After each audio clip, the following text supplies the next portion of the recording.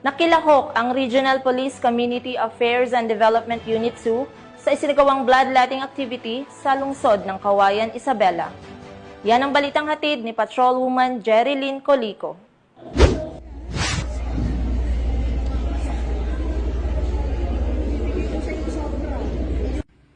Nakilahok sa bloodletting activity ang mga tauhan ng Regional Police Community Affairs and Development Unit 2 sa pangunguna ni Police Lieutenant Alilyn Wilcox, Chief Information and Communication Development Section, sa pamumuno ni Police Captain Rubian Versida, Officer in Charge RP Kadutu, na may temang dugong alay ang lingkod bayan, kaligtasan ng mamamayan at ng bayan na ginanap kahapon, alas 9 ng umaga ay 15 ng Setyembre nitong taon sa FLD Coliseum, Barangay District 3, Cauayan City, Isabela.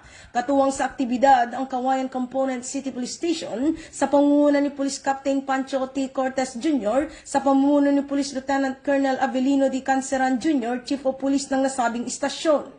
Ang kaganapan ay inorganisa ng City Health Office 1 ng nasabing lungsod kasama ang Red Cross Isabela Chapter sa pangunguna ni Mrs. Nanette Cabalonga, Chapter Service Representative Blood Services, at sa pakikipagtulungan ng Cauayan Dentist Exclusive kung saan ito ay bahagi ng Civil Service Month Celebration.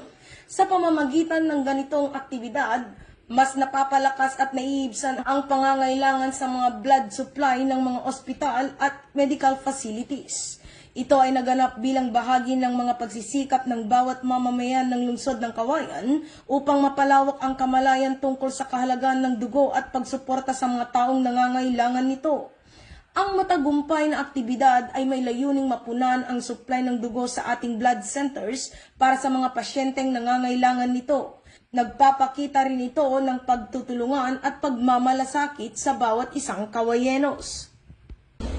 Mula dito sa Lambak ng Cagayan, ako ang inyong Police News Network Correspondent, Patrolwoman Jerilyn Colico.